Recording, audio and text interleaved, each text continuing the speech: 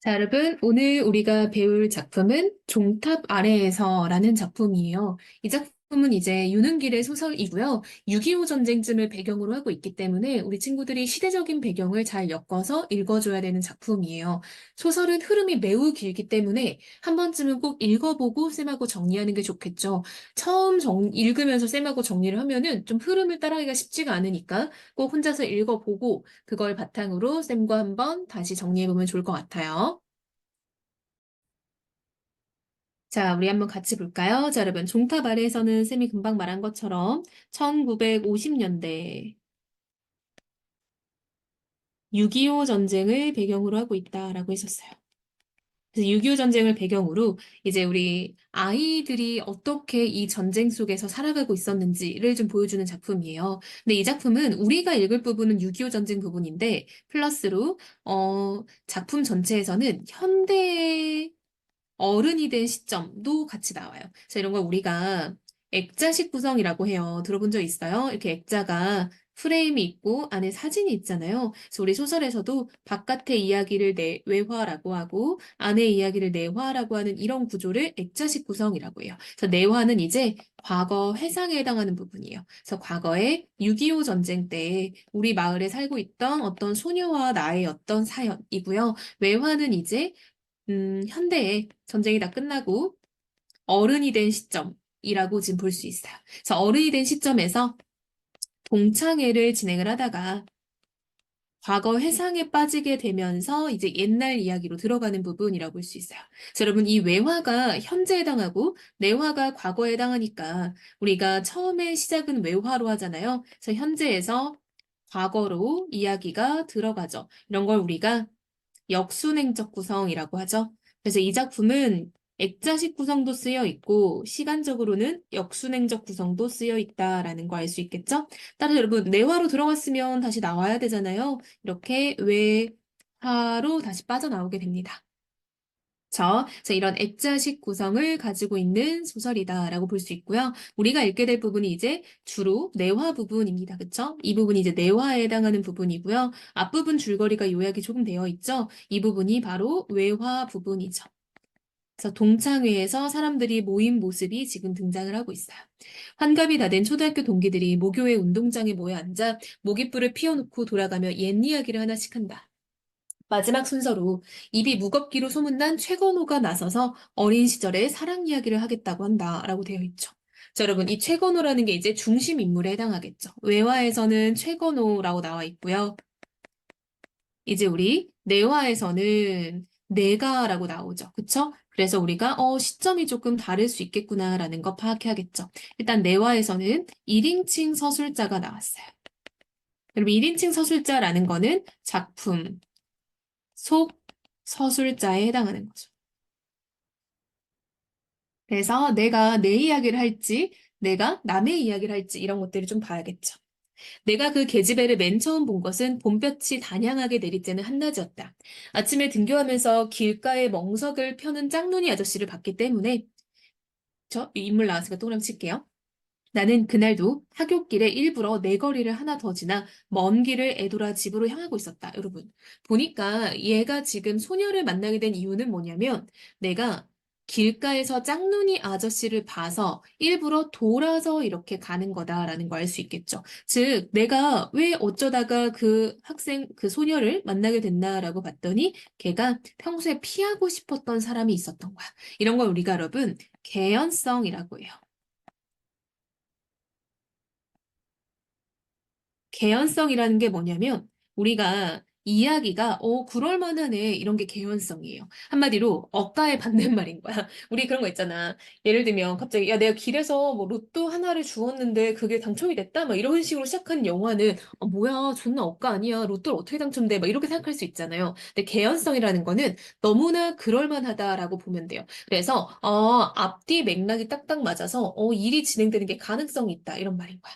경찰서 앞을 지난 다음 시청 앞에서 잠시 발걸음을 멈추었다. 시청 담벼락을 따라 길게 잇대어 세워놓은 게시판이 큼지막한 벽보들로 더덕더덕 도배되어 있었다. 벽보에는 최근의 전황들이 주먹덩이만한 붓글씨로 짤막짤막하게 적혀 있어 지나가던 행인들을 게시판 앞에 한 찬씩 붙들어 세우곤 했다. 여러분, 우리가 지금 이 아이가 시청 앞을 걸어가는데요. 게시판에 뭐가 있나 봤더니 벽보에 최근의 전황들이 막 적혀 있었대요. 자, 여러분, 앞으로 쌤이 이렇게 시대적인 배경이 드러나는 부분은 초록색 형광펜을 칠해볼게요. 자, 우리가 이 말을 통해서 당시 시대적 배경이 6.25 전쟁 중이었다라는 걸 알 수 있죠. 전황이라는 건 이제 전쟁과 관련된 근황이라고 실제 상황 이렇게 볼 수 있겠죠.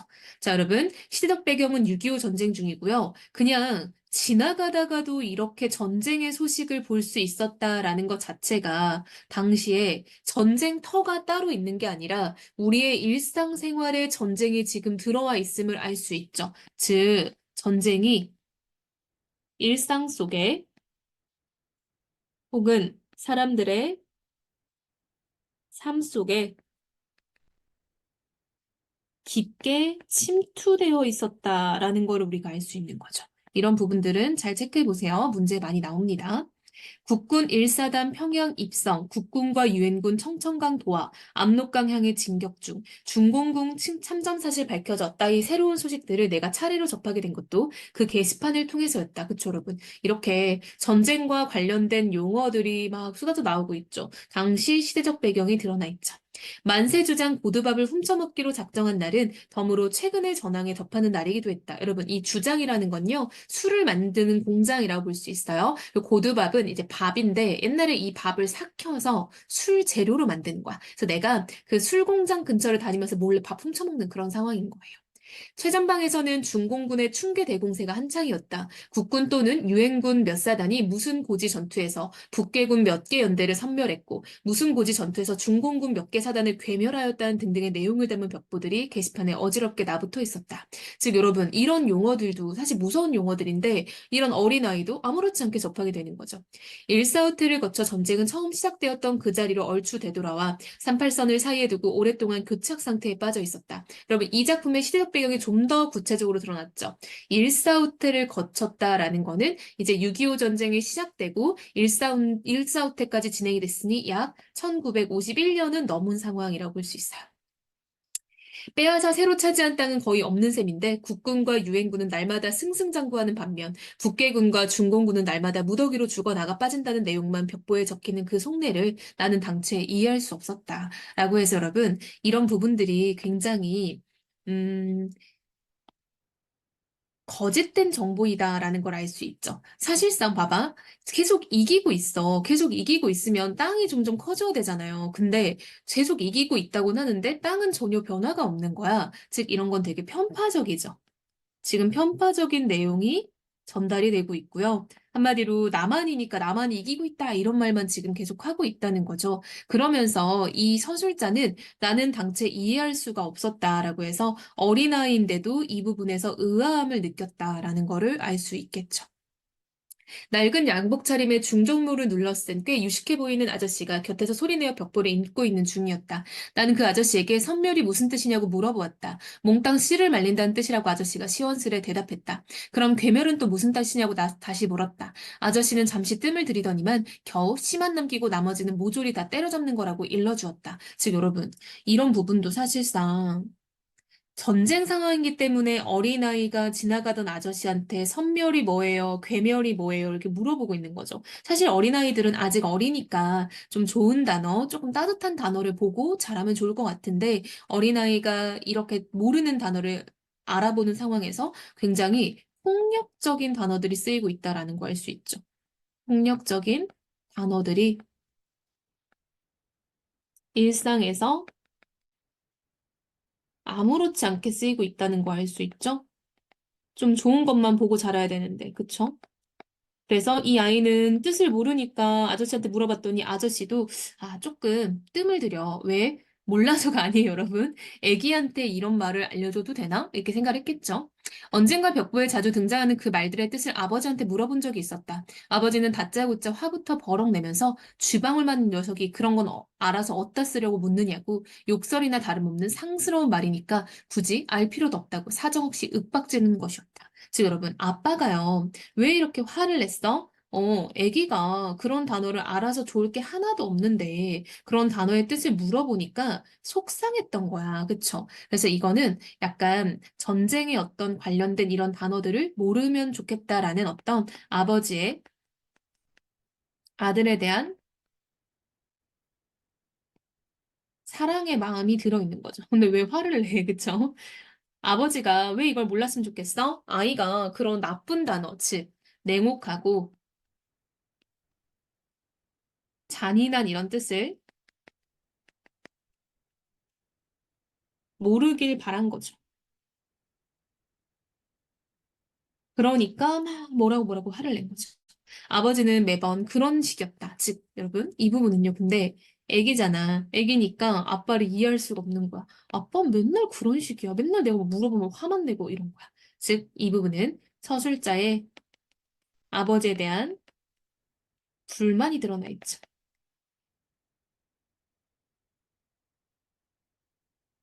자기도 그냥 궁금해서 물어본 건데 다짜고짜 아버지가 막 화를 내니까 좀 싫었겠죠. 시청 앞을 떠나 시공간 내거리에서 오른쪽으로 꺾어 돌면 곧바로 익산 군청이었다. 아, 여러분, 굉장히 구체적인 지금 배경이 나오고 있죠. 그쵸? 익산이라는 게 여러분 전라북도에 있는 실제 지명이에요. 그래서 실제 구체적 지명을 사용함으로써 뭔가 이게 진짜 우리나라에서 있었던 일이구나 하는 어떤 현장감, 사실감 이런 것들이 좀 붉어지죠. 나는 군청 입구에서 길바닥에 떨어진 나뭇개비를 찾느라 사방을 두리번거렸다. 그 다음 차례가 익산 군수 관사이기 때문이다. 관사 정원과 도로 사이에 담장 대신 내부가 훤히 들여다보는 철책이 쳐져 있었다. 철책에 나뭇대비를 들고 이쪽 끝에서 저쪽 끝까지 힘껏 달리면 따발총같이 타다다다다 하고 소리가 요란하게 울리곤 했다. 여러분 이게 무슨 말이냐면요. 우리 약간 막 군부대 같은 데 가면 이렇게 철창들 이렇게 쳐 있는 데 있잖아. 근데 여기다가 막대기 이렇게 들고 두두두두두 이렇게 달리면은 이 철창을 이렇게 마찰하면서 타다다다다다 소리가 나는 게 그게 마치 총소리 같았다라고 지금 얘는 생각을 하는 거야. 그래서 얘도 언젠가 이제 막 방송이나 라디오 같은 데서 들어봤겠죠? 이런 총소리를 듣고 지금 그거를 흉내내는 거죠. 그쵸? 그래서 아, 이런 것도 여러분, 얘가 이런 총소리를 흉내내면서 달리고 이런 이유 자체도 전쟁 상황이니까 가능했겠죠. 우리 친구들은 보통 전쟁을 겪어본 적이 없으니까. 자, 서술자는 어린애죠? 그래서 나의 어떤 장난스러운 행동이 지금 드러나고 있죠. 얘는 이렇게 길을 걷다가 나뭇개비 들고 장난도 치고 이런 사람이네요. 관사 철책에 나뭇개비를 막 갖다 대려다 말고 나는 갑자기 손놀림을 멈칫했다. 며칠 전까지만 해도 나무 몇 그루와 잔디밭만 횡하니 드러내 보이던 정원에서 인기척이 났다. 뭔가 약간 새로운 사건이 발생될 거다라는 거를 우리가 짐작할 수 있죠. 얘 혼자서 계속 이런 단어 무슨 뜻이에요? 뭐 하고 혼자 놀고 이랬는데 갑자기 사람의 기척이 느껴진 거야. 자, 새로운 사건의 발생이 암시되죠.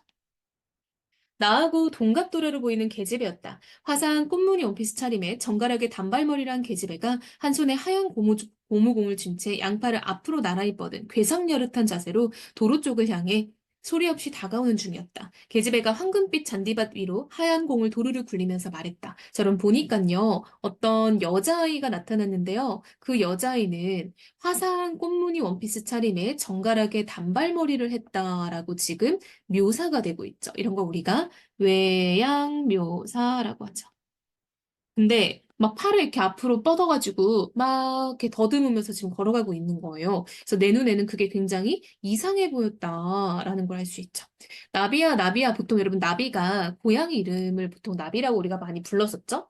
공을 잔디밭과 철책이 만나는 지점에 정확히 구르기를 멈추었다. 내가 철책 틈새로 손을 집어넣으면 충분히 공에 닿을 만한 자리였다. 뜬금없이 웬 나비 타령인가 의아해서 나는 계집애 행동거지를 주의 깊게 살폈다.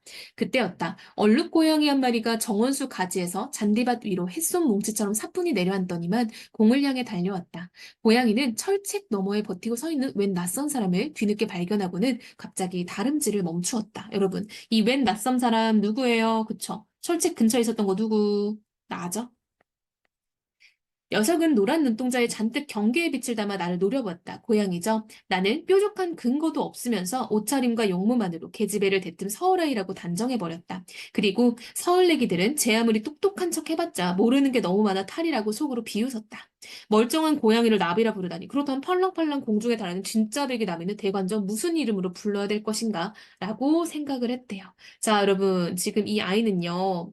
그 여자아이가 막 이렇게 좀 예쁜 원피스 입고 얼굴도 하얗고 이러니까 서울인가 봐 라고 생각을 했나 봐요. 근데 그걸 보고는 그 여자애는 뭐야? 고양이 보고 왜 나비라 불러? 라고 하면서 비웃었대요. 그쵸? 서울 애들이 똑똑하다고 하더니 뭐 별거 없네? 라고 비웃었다는 거야. 즉 여러분 이런 말을 하는 것 자체가 이 시골, 익산이 그 당시 시골이었으니까요. 시골 소년인 내가 서울 아이들에게 열등감을 가지고 있었음을 알 수 있죠.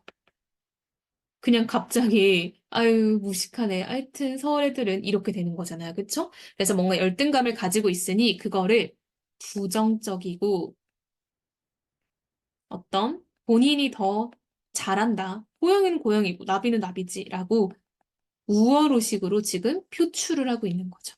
근데 여러분 평상시에 그런 마음이 있었으니까 이렇게 우월의식이 표출되는 거잖아요. 거기 누구라고 얘기를 하네요.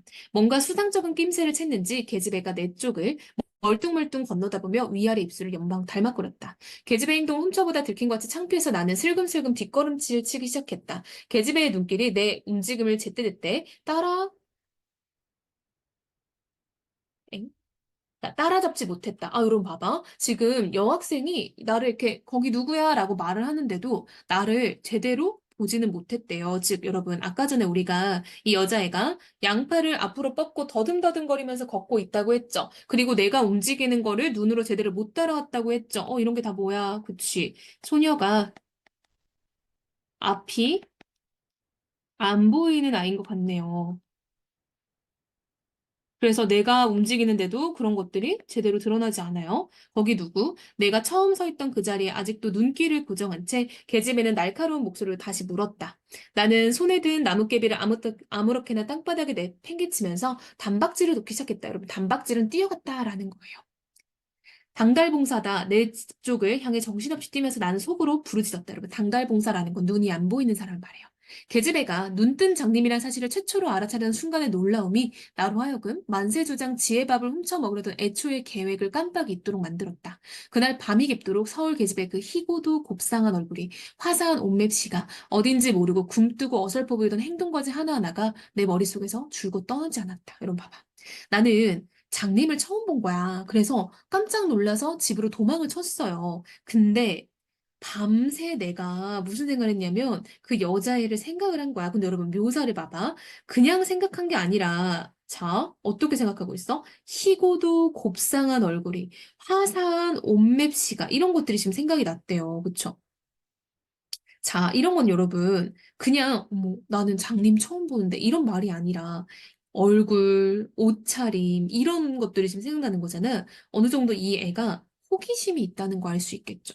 즉, 소녀는 소녀에 대한 호기심인데, 그 호기심이 여러분, 약간 뭔가 호감에 비롯된 호기심 같은 거 알겠죠? 뭐야? 장님이야. 이게 아니라, 걔는 좀 얼굴도 하얗고, 옷도 예쁘던데, 뭐 이런 느낌인 거잖아. 그쵸? 이튿날 나는 학교가 파악이 무섭게 곧장 익산 군수관사로 달려갔다. 자, 뭐야? 내가 호기심을 가지고 있었으니까 이제 그거를 또 해결하고 싶었을 거 아니야. 그래서 내가 이렇게 학교 끝나자마자, 그럼 파하다는 끝나다예요. 그 집으로 달려갔대요. 관사 정원에서는 전날과 똑같은 상황이 되풀이되고 있었다. 계집애는 양팔을 앞으로 나란히 뻗은 부자연스러운 자세로 거리를 재기 위함인 듯 몇 발짝 조심스레 걷다가는 공을 잔디밭 위로 도루를 굴렀다. 나비야, 나비야, 아마도 철책 넘어 낯선 사람에 대한 경계심 때문인 듯 나비란 놈은 정원수 가지들 사이에 몸을 숨긴 채 꼼짝도 않고 야옹야옹 울어대기만 했다. 공은 전날과 마찬가지로 잔디밭과 철책이 만나는 지점에 거의 정확히 멎어 있었다. 나는 통탕거리는 가슴을 애써 누르면서 철책 틈새로 손을 넣어 공을 집었다. 여러분, 통탕거리는 가슴 뭐야? 나 지금 떨고 있는 거잖아. 그치? 얘는 지금 긴장하고 있죠. 그러니까 자기가 이렇게 밤새도록 궁금했으니까 만나러 왔으니까 떨리겠지. 애써 누르면서 철책 틈새로 손을 넣어서 이제는 공을 잡았대요. 즉 전날보다 더 적극적으로 변했다라는 거 알 수 있겠죠. 그쵸? 소년의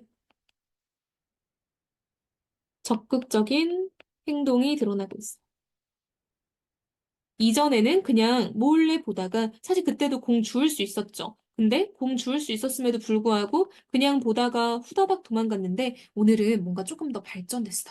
그리고 계집애를 향해 던져주었다. 공이 발치 가까이에 떨어지는 순간 계집애의 얼굴에는 놀라움인지 반가움인지 모를 괴상야릇한 표정이 떠올랐다. 거기 누구? 사람이요. 라고 얘기를 하죠. 자, 여러분. 거기 누구는 소녀의 말이죠. 사람이요. 이건 나죠. 소년의 말인 거죠. 자, 여러분. 지금 소녀는 표준어를 쓰고 있죠. 사람이요. 이거는 방언이죠. 사투리라고 하죠. 이렇게 처음 둘이 대화가 시작됐는데 뭔가 말하기 방식에 차이가 조금 있죠. 아, 어제 바로 그 애? 라고 본 적도 없는데 바로 맞췄죠. 계집애는 말 한마디로 상대방을 단박에 알아맞혔다. 그뿐만이 아니었다. 난 너 알아. 나이는 나랑 비슷해. 키는 나보다 조금 더 커. 그리고 얼굴이 아주 못생긴 애야. 라고 말을 하죠. 즉, 여러분, 소녀도 어제 내가 이렇게 왔다 간 거에 대해서 되게 생각을 많이 했나 봐. 그래서 자기가 나이도 생각해보고, 키도 생각해보고, 얼굴도 생각을 해본 거야. 근데 여러분 본 적은 없어. 그치? 즉, 소녀도 나에 대해서 어느 정도는 관심이 있었다라는 거 알 수 있죠.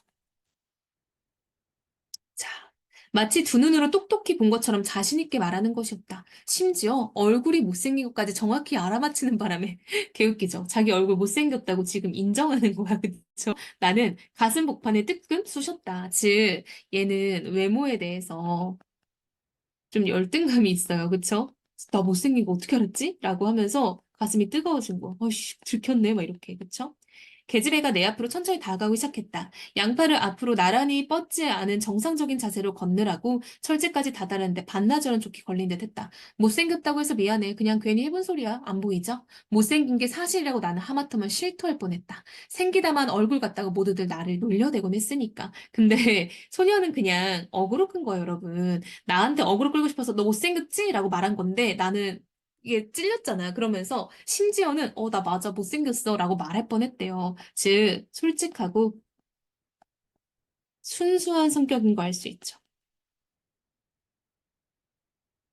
그냥 뭐 보이지도 않는데 그냥 모른 체 해도 되는데 말할 뻔했대. 네가 아버지가 군수냐? 얼굴 문제에서 빨리 벗어나고 싶어 나는 엉뚱한 대로 말머리를 돌렸다. 군수가 뭔데? 네가 익산 군수 딸이란 말이여. 익산 군수가 뭔데? 라고 지금 물어보고 있죠. 자, 근데 왜 얘가 아빠가 군수야? 라고 물어봤냐면 그거죠. 관사에 살고 있으니까. 사는 것을 통해 추측하는 거죠. 관사라는 건 여러분 그런 거야.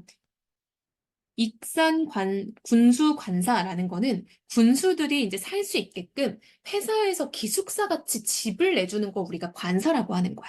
그러니까 이거는 군수가 살 수 있는 기숙사 같은 곳이니 당연히 얘네 가족이 군수인가? 라고 얘는 생각을 한 거죠. 군수 관사에 살면서 군수가 뭔지도 모르다니 역시 서울 애기들은 아는 것보다 모르는 것이 훨씬 더 많은 무지렁이들이라고 생각을 했다. 서울 애기들한테 잠자리면 무조건 다 그냥 잠자리에 지나지 않을 뿐이었다. 실잠자리, 기생잠자리, 비단잠자리, 고추잠자리 등등 가지각색의 수많은 잠자리가 세상에 있는 줄은 꿈에도 모르는 덕군 여러분 바보예요. 덕구들이었다. 라고 해서 또 한 번 나왔죠. 서울 애들에 대한 열등감. 그쵸? 그러니까 자기가 아는 걸 바탕으로 지금 무시하는 거죠. 그래서 서울 아이들에 대한 나의 열등감이 다시 한 번 드러났어요. 덕구는 바보라고 했죠. 난 그런 거 잘 몰라. 외갓집 식구들이 가자는 대로 그냥 여기까지 따라왔을 뿐이야. 걔집 애가 심드렁한 어조로 중얼거렸다. 어쩌다 그렇고럼 당달봉사가 되어 불었다냐? 라고 물어보죠. 즉, 너 어쩌다 그렇게 눈이 안 보이게 된 거야? 라고 물어봤대. 마침내 용기를 내어 간밤부터 줄곧 품어왔던 의문을 입 밖으로 불쑥 털어냈다. 당달봉사가 뭔데? 역시 서울내기라서 별 수가 없었다. 나는 당달봉사가 어떤 건지 설명해주려 철저하게 발싹 달라붙었다.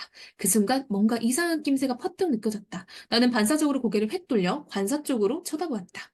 머리가 희끗희끗한 노파가 유리창 안쪽에서 무시무시한 눈초리로 나를 쏘아보는 중이었다. 여러분, 소녀와 관련된 할머니겠죠. 근데 이 할머니가 무시무시한 눈초리로 나를 째려보고 있었대요. 그쵸?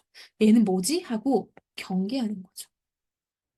할머니인가 봐요. 그쵸? 아마 뜨거라 하고 나는 전날처럼 또 단박질 도망갔대요.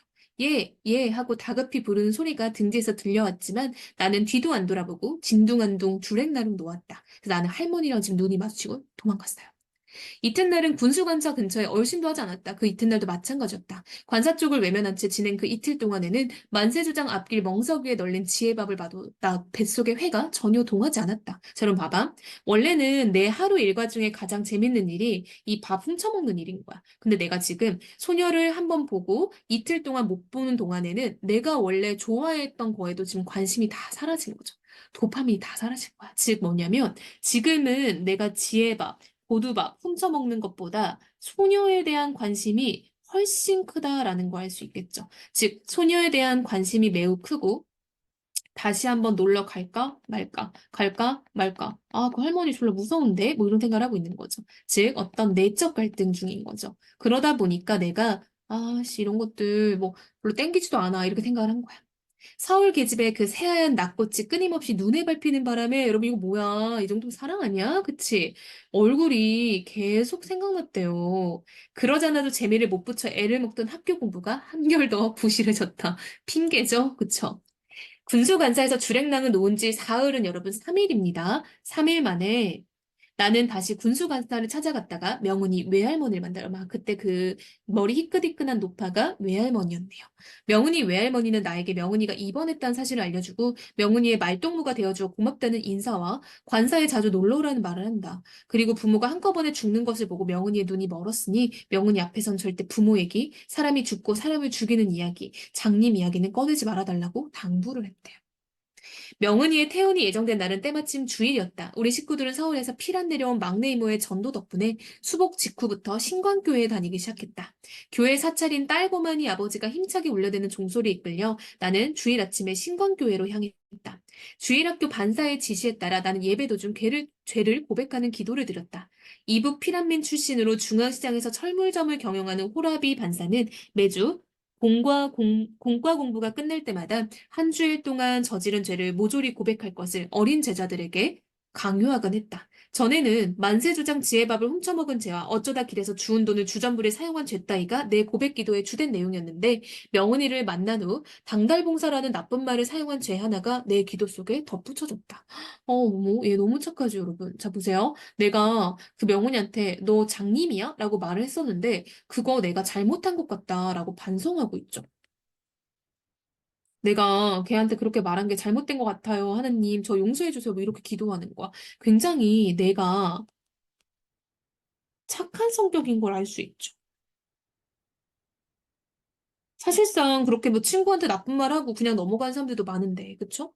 나는 주일학교를 마치기 무섭게 신강교회에서 곧장 시청을 향해 달려갔다. 명은이에게 건넬 선물을 장만하기 위해서였다. 전황에 대한 새로운 소식은 안목 보는 명은이에게 의미 있는 선물이 될 뿐만 아니라 내가 결코 시골뜨기라고 만만히 볼 상대가 아님을 서울내기 계집애한테 일깨워주는 확실한 증거물이 될 것이었다. 즉, 내가 이제 명은이 태어나는 날 놀러를 가려고 하는데요. 선물로 뭐 꽃다발이나 과자를 준비하는 게 아니라 내가 걔는 눈이 안 보이니까 밖에 나와서 뭘 읽지 못하잖아요. 그러니까 내가 새로운 소식을 알려다 주면은 얘가 나를 굉장히 고맙게 여기겠지? 그리고 내가 그렇게 어려운 말을 하니까 내가 되게 똑똑한 사람인 줄 알겠지? 라고 해서 내가 실수를 할 수 있겠다라는 거를 지금 암시하고 있죠.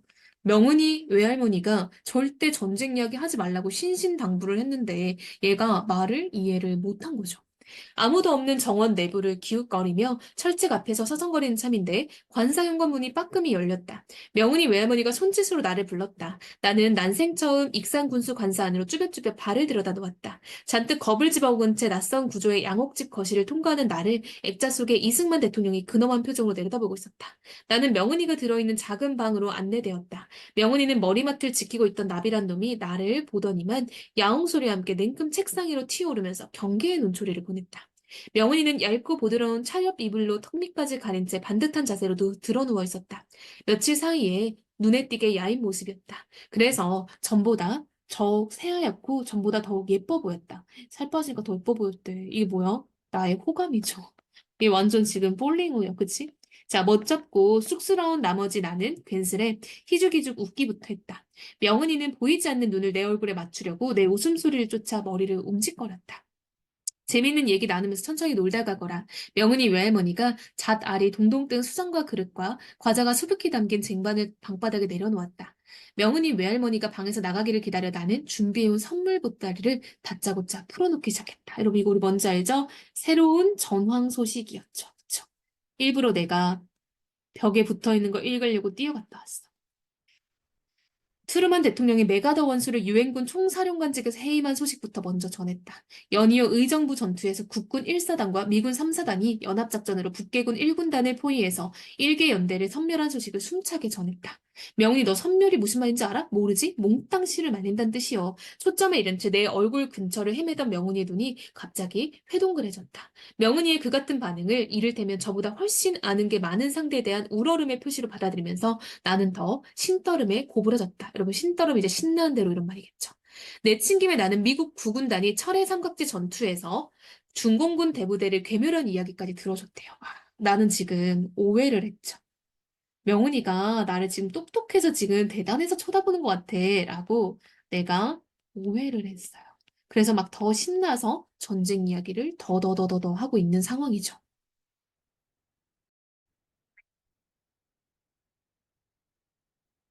명훈이 너 괴멸이 무슨 뜻인지 알아? 모르지? 씨만 빼놓고 몽땅 다 때려잡는다는 뜻이여. 과자 안 먹니? 라고 지금 명훈이는 듣기 싫으니까 말을 이렇게 돌린 거죠. 더 이상 그 얘기를 그만했으면 좋겠다라는 거를 간접적으로 말을 돌림으로써 지금 표출을 하고 있는 거죠. 명은이는 헬스하게 핏기가 가진 입술을 바르르 떨면서 눈꺼풀을 아래로 착 내리깔았다. 즉, 여러분, 이 부분에서 우리가 명은이의 외양이 지금 묘사되고 있죠. 자, 명은이는 입술이 바르르르 떨렸대. 우리 보통 입술이 바르르 떨릴 때 어떨 때인 줄 알아요? 그치. 막 감정을 참기 어려울 때인 거지. 즉, 명은이의 불편한 심기가 외양, 이꼴 행동으로 지금 묘사가 됐죠. 여러분, 이렇게 어떤 불편한 마음, 어떤 감정, 이런 것들을 행동 묘사를 통해서 보여주는 방법을 우리가 보여주기 기법이라고 해요. 말 그대로. 행동을 보여줌으로써 감정을 보여준다는 거야. 이꼴 showing이라는 말과 같은 말이고요. 다른 말로 극적 제시, 장면적 제시하고 모두 다 동일한 말이에요. 근데 여러분 이거는 심리의 간접 제시 방법이다 라는 건 일단 알아야겠죠. 반대말은 심리의 직접 제시입니다. 명훈이가 눈을 꼭 감자 그때껏 숨어있는 속눈썹이 기다랗게 드러났다.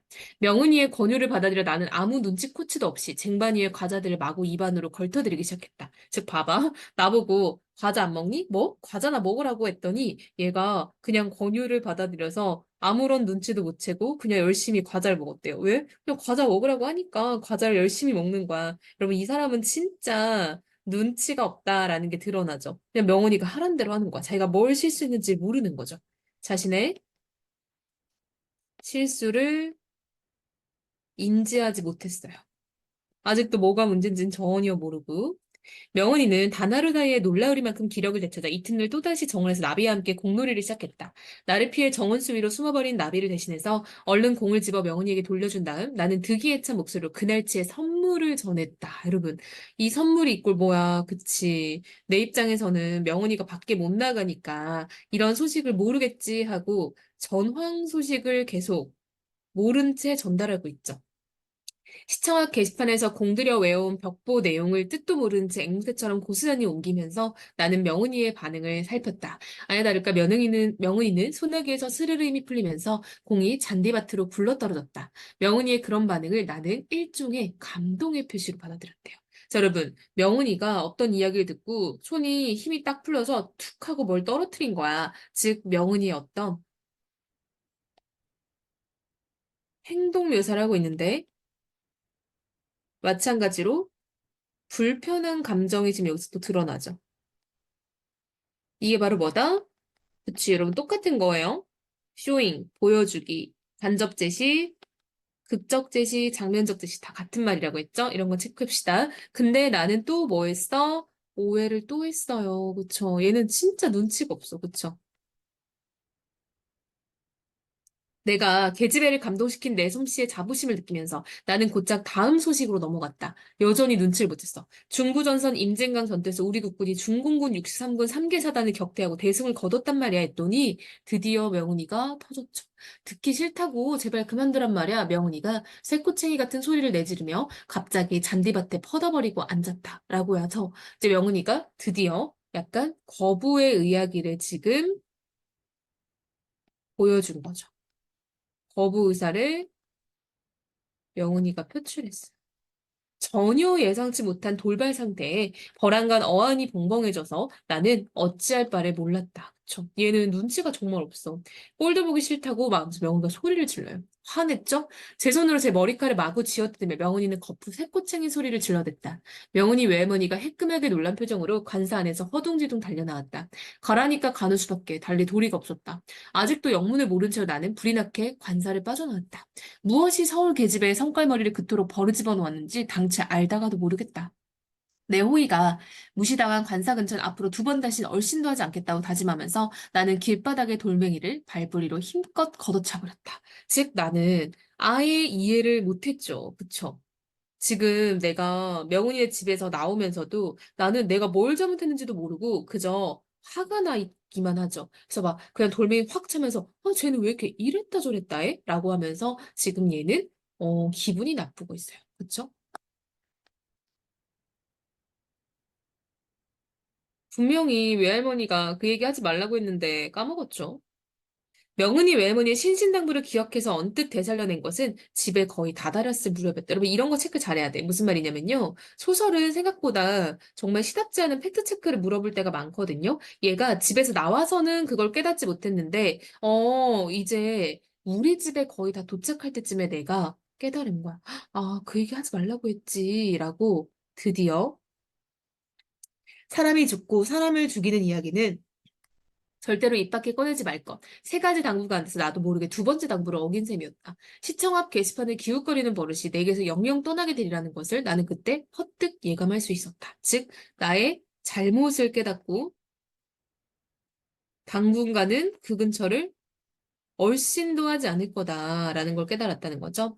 혼자서 다짐했던 대로 나는 하루 동안 관사 근처에 얼씬하지 않았다. 그러나 집안에 머물러 지내는 동안에도 내 마음은 관사 언저리를 줄곧 배회하고 있었다. 그쵸, 여러분? 왜요? 그치. 나도 이제 명훈이랑 친해지고 싶었잖아. 그쵸? 근데 내가 망쳐버렸고, 심심하고, 뭔가 미련도 생기고 이랬겠지. 즉, 자신에 대한 반성도 하고요.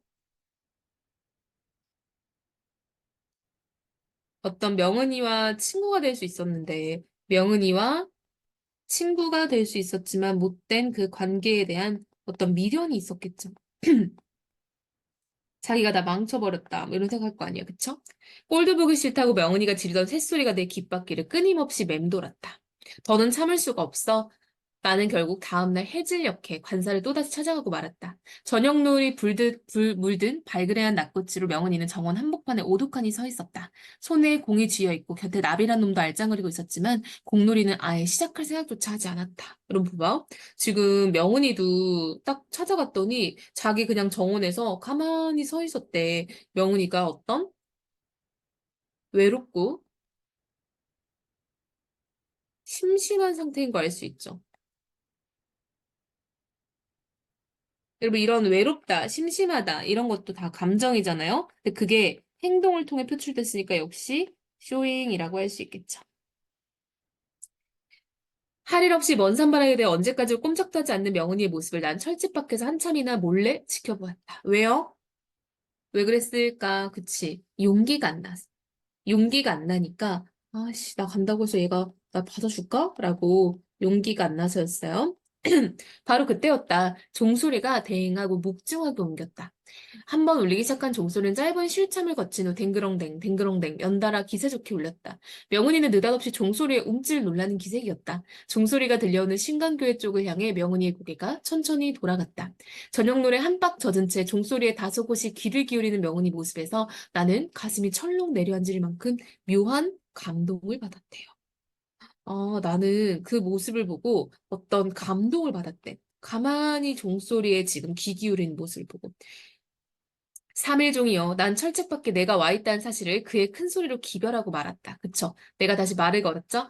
명은이가 화들짝 놀라는 몸짓 취했다. 나비야, 하마터면 잊을 뻔했다듯이 마치 내가 나타나기 전까지 줄곧 나비와 함께 공놀이를 하고 있었던 것처럼 명은이는 공을 잔디밭 위로 도르르 굴리면서 부산을 떠는 신용을 했다. 그쵸, 여러분? 왜? 명은이도 나한테 들키고 싶지가 않았던 거야. 명은이도 내가 자기를 기다리고 뭔가 심심해하고 있다는 거면 약간 자존심이 상하잖아. 그래서 명훈이도 자기의 상태를 들키고 싶지 않아서 지금 뭔가 허둥지둥 내가 원래는 고양이랑 놀고 있었던 거야 라고 하는 거죠. 지금 태연한 척 하는 모습이 지금 드러나 있죠. 겨냥이 지나쳐 공은 철책 밑을 통과해서 내 발치까지 대굴대굴 굴러왔다. 나는 공을 주어 철책 안을 던졌다. 왔으면 얼른 들어야지 왜 거기 서 있니? 라고 명훈이도 지금 나한테 책망을 하지만 사실은 화해하는 거죠. 그쵸? 명훈이도 나의 말을 받아준 거죠. 즉, 맨날 나보고 거기 누구라고 했는데 오늘은 나를 책망하는 척 빨리 들어와 라고 하는 거죠.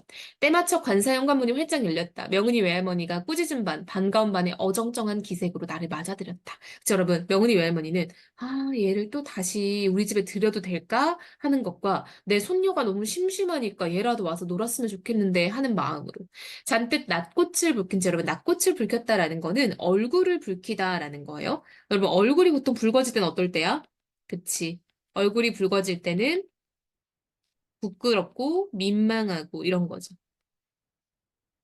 나는 관사 내부를 빠른 걸음으로 통과해서 정원으로 나갔다. 3일종이 뭔데? 라고 내가 종이라고 알려주니까 이제 명은이가 관심을 가지고 물어보는 거죠. 그 종이 뭐야? 라고. 그쵸? 수요일에 치는 종이요. 교회 사람들은 수요일 저녁 예배를 3일 예배라고 불러. 저것은 초종이요. 한참 있다 제종을 칠 거야. 명은이한테 미안하던 참에 나는 도롱태 굴리듯 빠른 말씨로 한바탕 정신없이 짓거렸다. 즉 이전에 했던 전황 소식은 명은이가 관심이 없었는데 이 3일종은 지금 명은이가 관심을 가지고 있잖아요. 어머나 건우 너 교회 다니니? 땅골머니 아버지가 시방 초종을 치고 있는 중이요. 명은이 너 딸고마니 아버지가 누군지 모르지? 딸고마니 아버지는 이라고 하면서 지금 명은이의 관심사에 맞게 이야기를 해주고 있는 거 보이죠? 지금 드디어 나와 명은이가 올바른 교류를 하기 시작했어요. 그쵸? 그래서 지금 나는 명은이에게 3일종과 딸고만 아버지 이야기를 해주고 있죠.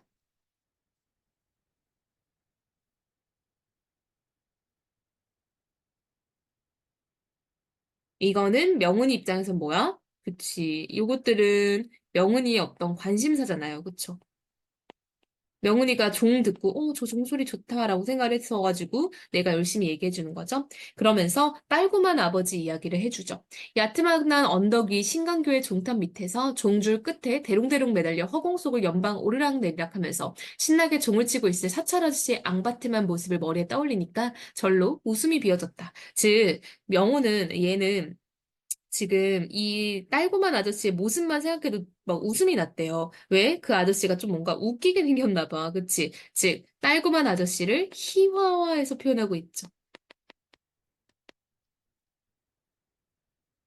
희화화라는 거는 웃기게, 재밌게 표현하다라는 거예요. 그래서 나는 막 웃음을 희죽거리면서 명은이한테 얘기를 해줬죠.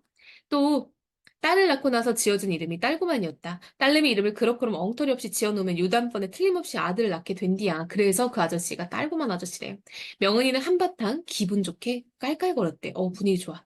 명은이가 웃는다. 내가 서울내기 지지배를 웃개코로 만들었다. 나는 득이양양해서 넋이야 신이야 하며 마구잡이로 떠벌렸다. 봐봐. 나는 명훈이가 막 웃으니까 너무 기분이 좋아가지고 이것저것 이야기를 더 했다는 거야. 즉, 나는 되게 순수한 아이인 거 알 수 있죠.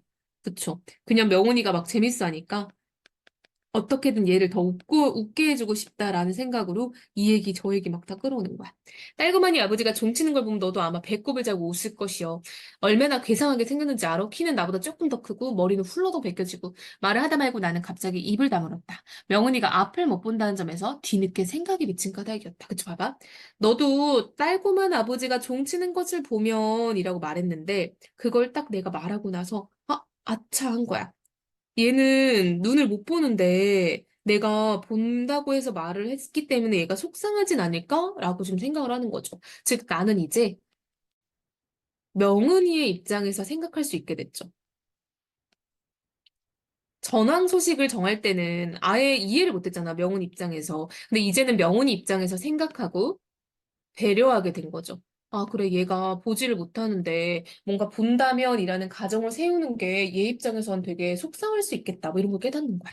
즉, 내가 성장하고 있음이 보이죠. 종소리의 꼬리 부분이 긴 여운을 끌면서 저녁 하늘 속으로 천천히 사라지고 있었다. 딸구만 아버지 얘기 계속해봐. 명은이가 잔디밭 위에 아무렇게나 퍼벌하고 앉으면서 재촉했다.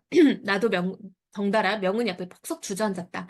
딸구만이 아버지는 정말 괴짜였다. 교회 종을 치기 위해 이 세상에 태어난 사람 같았다. 종을 치지 않을 때는 우리에게 놀림감이 되지만 종을 치는 동안만큼은 언제나 존경의 대상이 되곤 했다. 마치 종줄의 일부분인 양 앙바트만 몸집이 굵은 밧줄 끝에 매달려 발바닥이 땅에 닿을 새가 없을 만큼 위로 솟구쳤다. 아래로 곤두박질치기를 되풀이하면서 힘차게 종소리를 울려대는 동안 그는 얼굴이 온통 시뻘겋게 상기한 채 꿈을 꾸는 듯한 표정을 짓곤 했다. 즉 여러분, 지금 여기 보니까 딸구만이 아버지의 아까 앞부분은 외양 묘사였고 좀 우스꽝스러운 모습이었는데요. 이번에는 딸구만 아버지가 얼마나 종을 열심히 치는지를 지금 묘사하고 있죠. 굉장히 이분은 종을 치는데 엄청 열정적이고 되게 성실한 사람인 거 알 수 있겠죠. 즉, 딸구만 아저씨는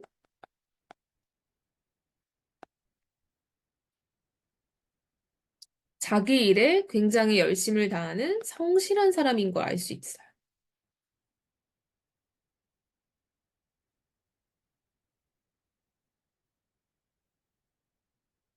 나도 막 열심히 얘기했죠? 종치는 일이 거반 끝나갈 무렵쯤이 되면 그는 자기 주위로 새까맣게 몰려들어 찬찬 어린 눈빛으로 구경하는 조무래기, 잼맨입니다. 조무래기들 가운데 딱 한 명만 골라 딱 한 차례 종줄을 잡아당기는 영광을 안겨주곤 했다. 그 학술에 뒤쫓아다니며 딸구만 아버지와 놀려먹은 적이 없는 착한 아이한테 되게 특혜를 베푸는 것이었다. 딸구만 아버지를 한번 봤으면 좋겠다라고 명훈이가 얘기하는 거죠. 나랑 같이 교회 가면 얼마든지 볼 수 있어. 말을 주고받다 보니 뭔가 좀 이상하다는 생각이 퍼뜩 들었다. 앞을 못 보는 명훈이가 무슨 죄로 딸구만이 아버지를 본단 말인가? 눈에 안 보여도 마음으로 얼마든지 볼 수 있어. 내 속마음을 읽었는지 명훈이가 얼른 어른스럽게 말했다. 기왕 말이 나온 김에 우리는 주일 저녁에 함께 신강교회 가기로 약속을 했다. 주일 저녁이 오기까지 시간은 군뱅이 걸음처럼 더디 흘러갔다. 여러분 데이트야 데이트 그쵸? 그러니까 이제 얘도 이제 명은이랑 거길 가서 딸구만 아버지를 본다고 하니까 명은이랑 같이 외출을 하는 거잖아. 그러니까 뭔가 기다려져서 시간이 너무 안 갔대요. 그치? 즉 이거는 내가 명은이와 함께 가는 시간을 매우 기다렸음을 알 수 있죠.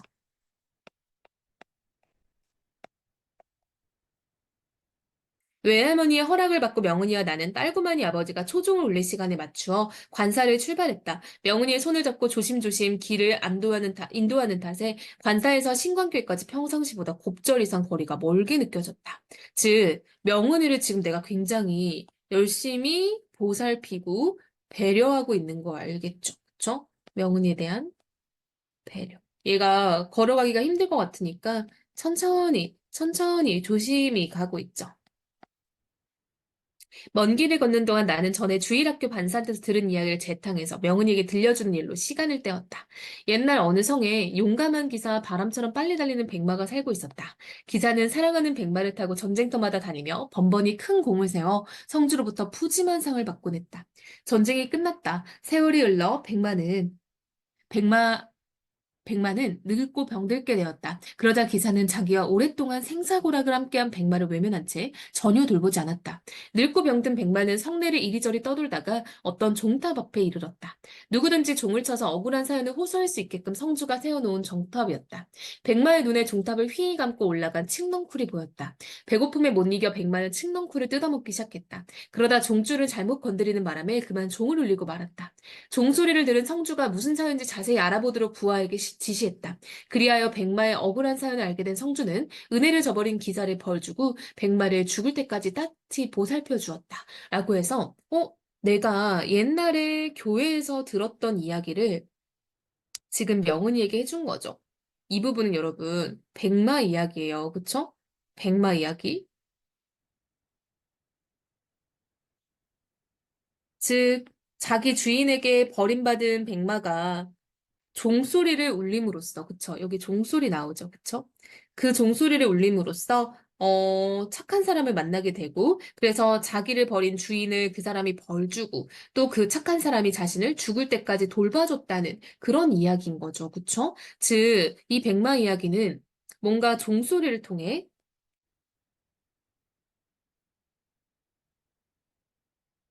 백마의 억울한 상황을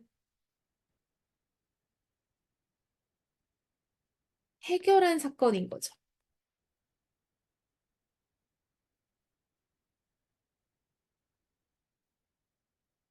억울한 사람은 누구든지 종을 칠 수 있다고? 라고, 명훈이가 관심을 보이는 거죠. 종 치면 억울함이 풀릴까? 라고 뭔가 생각을 했나 봐. 그치? 느슨히 잡고 있던 내 손을 갑자기 꽉 움켜쥐면서 명훈이가 물었다. 나는 벤슬에 우쭐해진 나머지 얼김에 말강말도 못할 허세를 부리고 말았다. 그렇다니까 아무나 다 종을 침시나 맘속으로 소원을 빌면 그 소원은 죄다 이뤄진지야 라고 내가 허세를 부렸어요.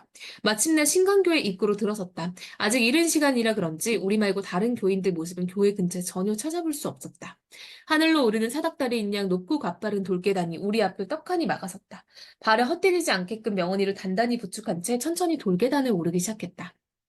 돌계단을 다 오르자 빗긴 저녁 햇살을 듬뿍 받아 아름답게 빛나는 웅장한 석조교회당이 시야를 그득 메웠다. 그쵸, 여러분? 지금 저녁 무렵이고요. 굉장히 아름답고 고요하고 웅장한 분위기인 거 알 수 있겠죠.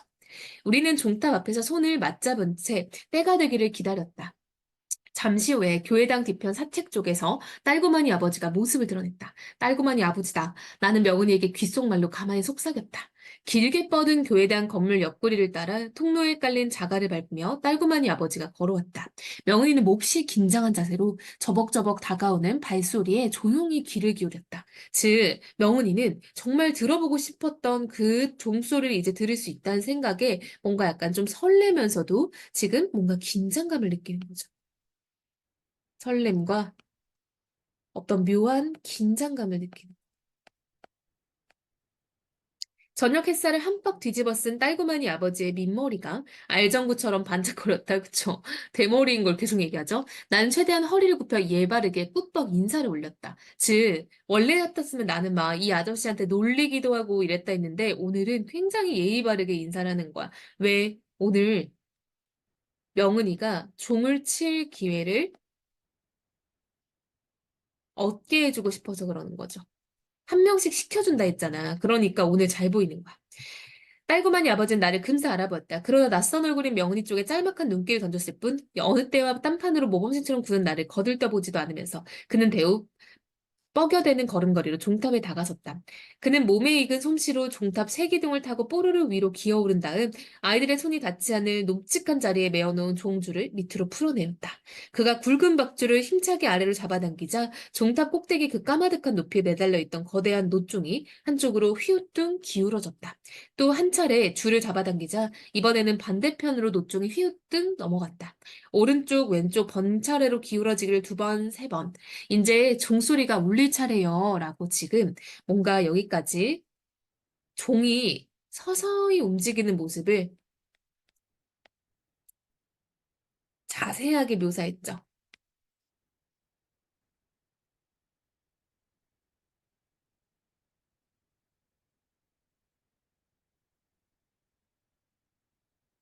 자, 내 말이 끝남과 동시에 대행하고 첫 번째 종소리가 묵직하게 울려 퍼졌다. 갑자기 귀를 먹먹하게 만드는 둔중한 종소리에 놀라 명은이는 눈살을 찌푸리며 잽싸게 손바닥으로 귀를 막았다. 놀란 거죠. 종소리가 차츰 빨라지기 시작했다. 딸구마니 아버지의 앙바트만 몸짓은 어느새 종줄과 한 몸을 이루어 쉴 새 없이 허공을 오르락내리락 하느라 발바닥이 땅에 닿을 겨를도 없을 지경이었다. 댕그렁댕 댕그렁댕 기세 좋게 울리는 종소리가 귀싸대기를 사정없이 갈겨댔다. 여러분 봐봐. 여기서는 지금 종소리가 울려 펴지는 걸 지금 묘사를 하고 있죠. 근데 이 종소리가 귀싸대기를 갈기는 느낌이었대요. 여러분 종소리는 소리죠. 청각이에요. 근데 우리가 귀싸대기라는 건 뺨입니다. 뺨을 때리는 느낌이다라는 거 우리 맞는 건 촉각이잖아. 즉 여기는 공감각적 심상이 쓰인 거죠. 소리가 마치 내 뺨을 팍팍 때리는 느낌이 들었다. 청각의 촉각화가 쓰인 거죠. 나는 명훈이 손바닥을 붙잡아 귀에 붙였다 뗐다 하는 동작을 되풀이했다.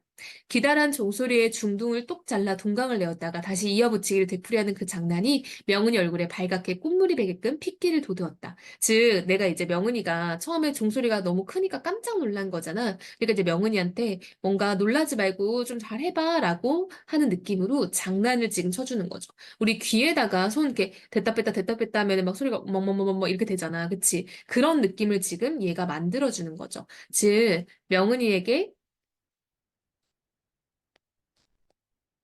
나름 배려를 해주고 있는 거죠. 그러니까 놀라지 않고 이 시간을 잘 즐겼으면 하는 마음인 거예요. 근데 이게 여러 번 나올 거니까 쌤이 미리 넘버링을 해볼게요.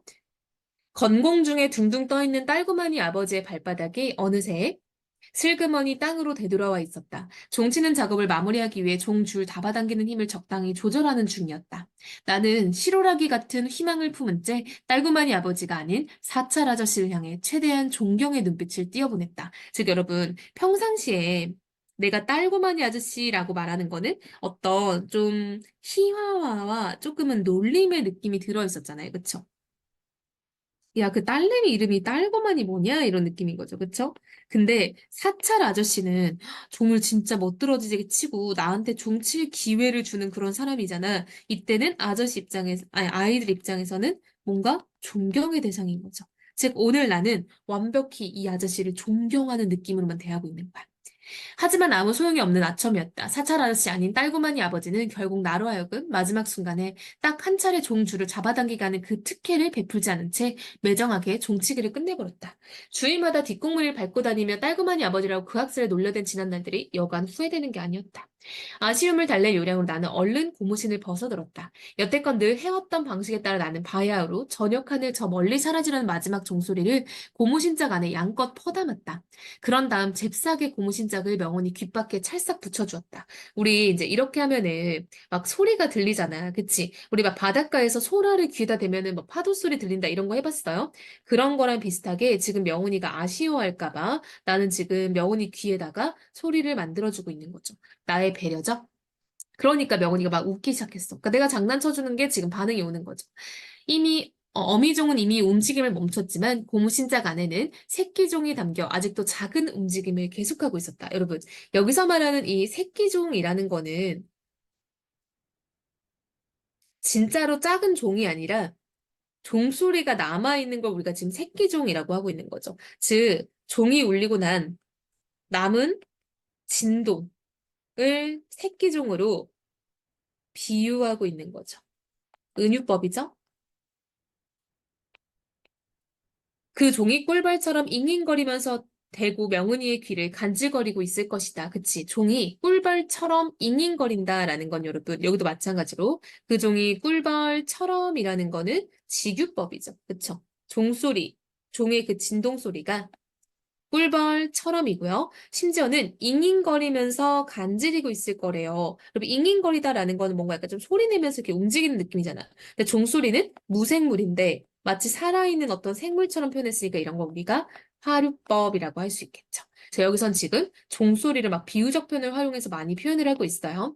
왔던 길과는 달리 돌아가는 길은 호사스러운 감동의 보자기에 감싸여 있어서 관사까지 걷는 시간이 조금 전보다 절반 이하로 짧게 느껴졌다. 명훈이는 흥분한 기색을 여관에서 감추지 못했다. 관사 앞에서 헤어지기 직전에 명훈이는 나에게 고맙다고 했다. 깍쟁이 서울 계집에 입에서 고맙다는 인사가 나오기는 그때가 처음이었다. 건호야, 일껏 내 이름을 불러놓고도 명훈이는 한참을 더 뜸을 들인 다음에 가까스 뒷말이었다. 네 얼굴 어떻게 생겼는지 궁금해. 내 손을 한번 만져보고 싶어. 라고 얘기를 하죠. 즉 여러분, 지금까지도 친구가 되고 싶은 마음은 있었는데 이제는 네가 어떻게 생겼는지 궁금하고 더 친해지고 싶다라고 지금 표현하는 거죠. 즉 명훈이가 나에 대해서 더 관심을 가지고 있는 걸 알 수 있죠. 좀 더 둘 사이가 친밀해지고 친미적 거리가 가까워지고 있는 거를 알 수 있겠죠. 참으로 난처한 순간이었다. 틀림없이 집안 어느 구석에서 우리를 지켜보고 있을 명훈이 외할머니를 의식하면서 나는 잠시 망설였다. 에라 모르겠다 하는 심정으로 나는 결국 명훈이의 손을 끌어다 내 얼굴에 대주었다. 그리고 두 눈을 질끈 감아버렸다. 촉촉이 땀에 젖은 손이 내 얼굴 윤곽을 천천히 더듬어 나가기 시작했다. 명은이는 내 이목구비를 하나하나 차례차례 신중히 어루만졌다. 이런 봐봐. 이렇게 눈이 안 보이니까 뭔가 이렇게 좀 내 얼굴을 꼼꼼히 이렇게 만지는 게 뭔가 나에 대해서 알아가는 행위인 거잖아요. 그쵸? 즉, 명은이는 나에 대해 더 알고 싶다라고 했던 거고, 나는 그거에 응한 거죠. 즉, 명은이와 나의 교감이라고 할 수 있겠죠. 마음을 나눈다, 감정을 나눈다라는 거죠. 앞이 안 보이니까, 그쵸? 얼굴이 아주 잘생겼구나. 나한테 얼굴 보여줘서 고마워. 난생처럼 잘생겼다는 소리를 들었다. 나는 화화 달아오는 난꽃을 주체할 수 없어 도망치다시피 관사 앞을 떠나버렸다. 관사로부터 멀어진 나는 공중공중 띵걸음을 놓기 시작했다. 뭐야? 기쁜 거죠. 기분이 좋은 거야. 그쵸? 이것도 여러분 뭐야? 지금 얘 행동 묘사를 통해서 뭘 보여주는 거야? 그렇지. 기분이 좋다라는 걸 보여주니까 얘가 바로 쇼잉, 이꼴 보여주기, 간접 제시죠? 나의 기쁨을 지금 행동으로 표현하고 있죠. 비록 서투른 솜씨나마 휘파람을 후익후익 날리면서 나는 신나게 집으로 향했다. 명은이가 내게 무리한 부탁을 해온 것은 신광교의 종탑에서 색다른 경험을 한 바로 그 다음 날이었다. 다시 만나자마자 명은이 나를 붙잡고 엉뚱 깽뚱한 소리를 했다. 건우야, 날 다시 교회로 데려가줘. 내 손으로 종을 쳐보고 싶어. 그랬다간 큰일 나. 딸과 아버지한테 손에 맞아 죽을 거야. 나는 팔짝 뛰면서 그 청을 모지락스레 거절했다. 하지만 명은이는 나한테 검지개에 달라붙으면서 계속 비라리 치고 있었다. 제발 부탁이야. 딱 한 번만 내 손으로 직접 종을 쳐보고 싶어. 라고 얘기하죠. 여러분, 명훈이가 왜 이렇게 종을 치고 싶어 할까? 왜일까요? 자, 우리 아까 종을 치고 자신의 어떤 억울함을 해결한 누가 나왔어? 그치. 백마가 나왔죠. 즉, 명은이는 백마 이야기 속 백마에 자신을 이입하고 있는 거야. 나도 그 백마처럼 종을 치고 소원을 빌면 소원을 들어줄 텐데 라고 하는 거야. 그러니까 나도 종 치고 싶은데 이렇게 되는 거야. 종 쳐서 뭐하게 그냥 내 손을 올린 종소리 듣고 싶은 거야. 말은 그렇겠지만 나는 명훈이 진짜 속셈이 무엇인지 금세 알아차릴 수 있었다. 눈치 빨라졌죠? 동화 속에 늙고 병든 백마를 흉내내고 싶은 것이었다. 버림받은 백마처럼 자신의 억울한 사정을 성주에게 호소하고 싶은 것이었다. 다름 아닌 눈을 뜨고 싶다는 소원을 하나님에게 전할 속셈임이 틀림없었다. 누구든지 종을 치면서 소원을 빌면 다 이루어진다고 명훈이 앞에서 공연히 허튼 소리를 짓거린 일이 새삼스레 후회되었다.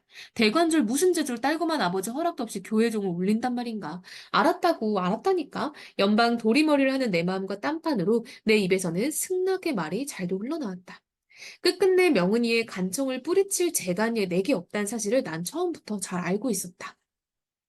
즉 나는 명은이한테 어느 정도 마음도 있고 영은이가 좀 불쌍하다라고 이제 난 생각을 하고 있는 거야. 즉 명은이에 대한 애정과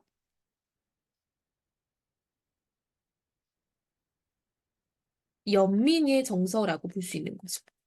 일요일은 절대 안 돼. 수요일도 절대 안 돼. 왜? 예배가 있는 날이잖아. 그런 날은 오히려 그 아저씨가 더 지키고 있을 거 아니야. 그럼 언제? 보이지도 않는 눈을 반짝 빛내면서 명은이가 대답을 재촉했다. 예배 모임이 없는 평일이라면 어찌저찌 가능할 것 같기도 했다. 목요일 밤쯤이란 혹간 몰라도 목요일 아침이 밝았다. 목요일 낮이 지나갔다. 마침내 목요일 밤이 찾아왔다. 자, 여러분, 우리가 목요일 밤에 몰래 종을 치고 하겠잖아. 그러니까 시간이 매우 빨리 지나감을 지금 이렇게 표현하고 있는 거죠. 즉, 시간의 경과를 빠르게 제시함으로써 약속한 시간이 바짝바짝 다가오는 느낌을 표현하는 거죠. 긴장감을 묘사하는 거죠.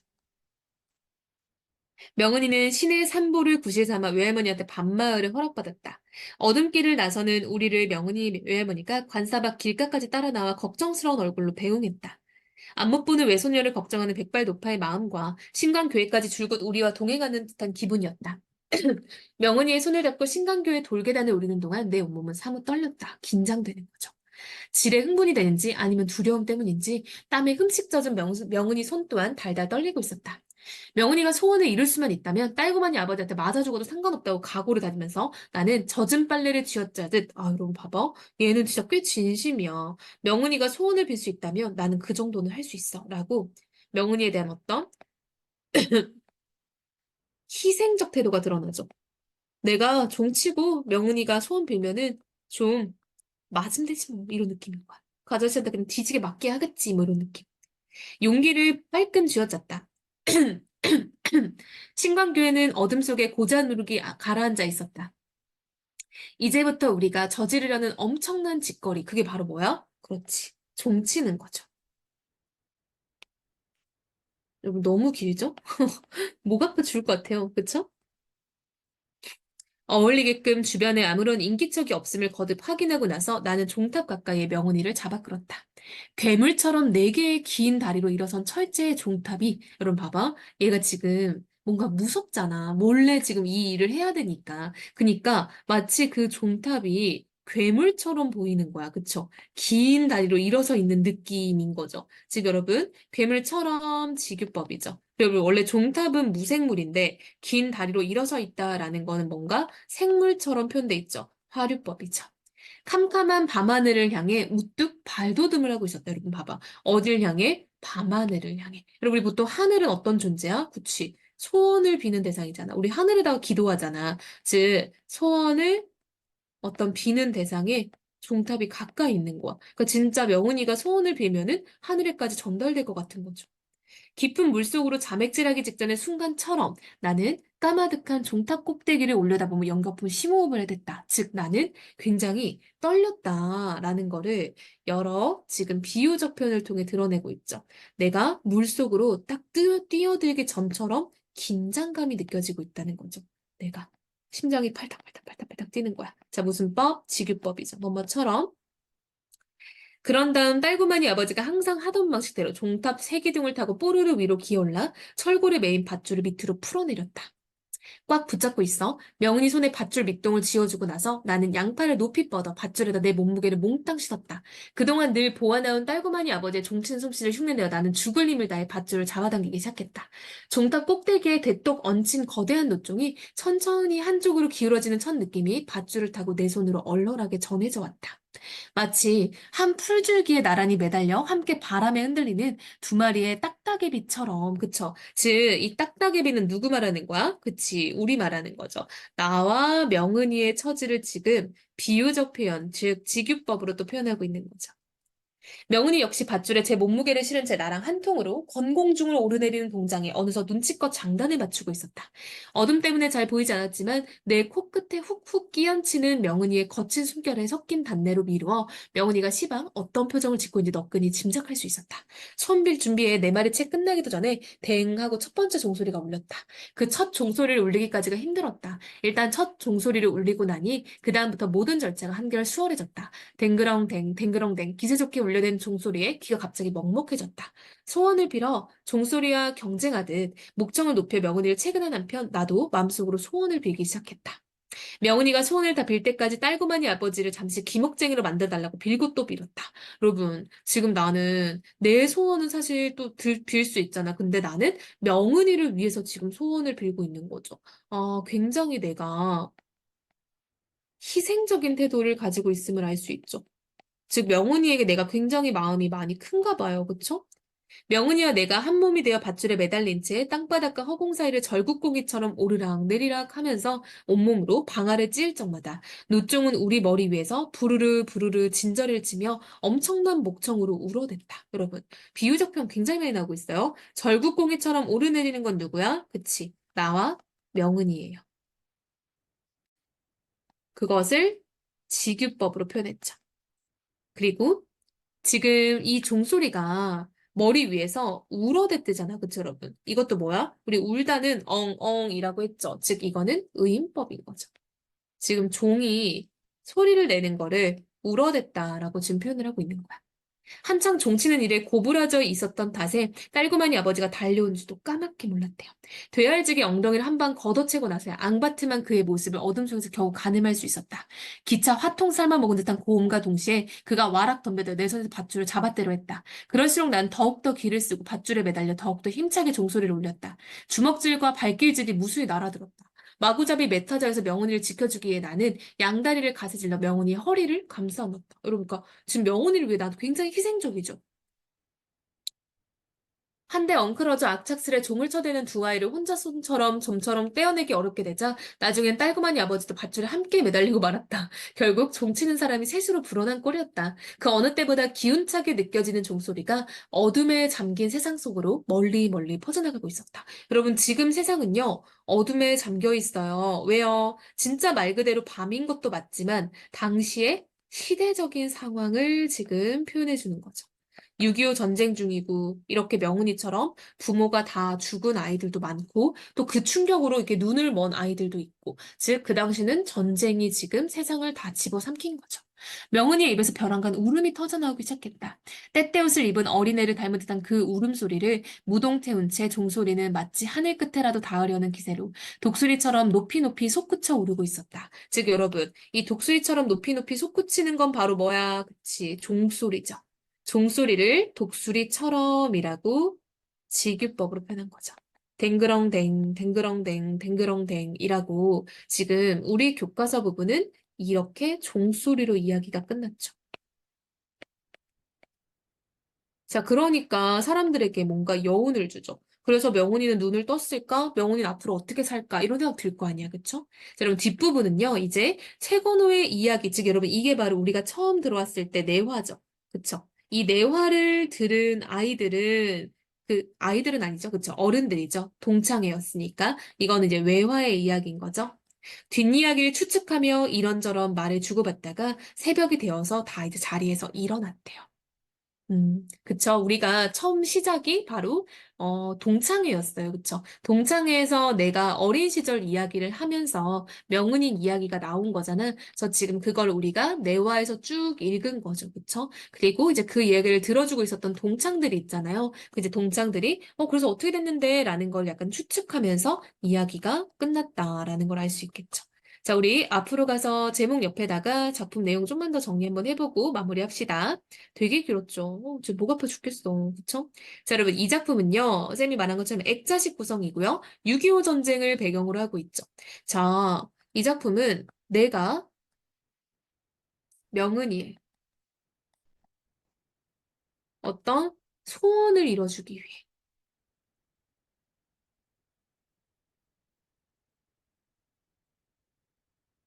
노력하는 모습이 드러나 있죠. 희생하고 노력하는 모습. 근데 여러분, 이때 이 명은이라는 아이는 다 뭐다? 그치? 전쟁에서 피해자가 된 아이죠. 부모님이 다 돌아가시고 그 충격으로 눈이 먼 거야. 그래서 이 전쟁의 피해자인 명은이를 지금 꼭 이게 명은이뿐만의 이야기가 아니라 이런 명은이 같은 아이들이 매우 많았을 거 아니에요? 그래서 그런 전쟁의 피해자들을 위한 어떤 이런 나의 노력 이걸 보여주는 거지. 즉 당시에 전쟁 때문에 힘들어했던 사람에게 어떤 치유, 희망 이런 메시지를 주고 싶은 작품이라고 볼 수 있겠죠.